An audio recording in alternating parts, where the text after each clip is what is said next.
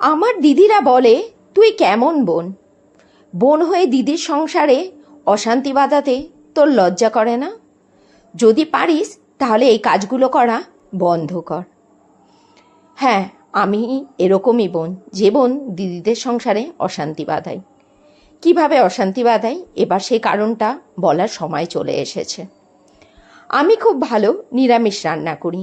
যে খাবার খেয়ে আমার এক দিদির বর বলেছে পিঙ্কি এত সুন্দর নিরামিষ রান্না করে, রান্নার থেকে ভোগের প্রসাদের গন্ধ বেরোয়। নাও দিদির অভিযোগ, দেখ রে আমি যত সুন্দর করেই রান্না করি না কেন, তোর দাদা বলে পিঙ্কির হাতের রান্না বেস্ট। আরও এক কথা শোনো, আরও এক দিদি বলছে সেদিনকে যে তুই না বাড়িতে ছোট মাছ রান্না করাটা এবার বন্ধ কর। তোর জামাইবাবু যখনই বাড়িতে ছোট মাছ নিয়ে আসে আমি বাড়িতে শুরু করে দিই অশান্তি, কাটা ধোয়ার ভয়তে। আর তোর জামাইবাবু বলে যে পিঙ্কিকে দেখেছো কত সুন্দর ছোট মাছ কেটে ধুয়ে রান্না করে, বোনের কাছ থেকে কিছু শেখো। এই হচ্ছে কারণ আমার দিদিদের সংসারে আমার অশান্তি বাঁধানোর। আজও সেই মোরলা মাছ রান্না করছি। এই ভিডিওটা ভালো করে দেখ, পারলে রান্না করে একটু বরকে খাওয়াস, বুঝলি? দেখে নে কীভাবে আমি মৌরলা মাছ রান্না করি।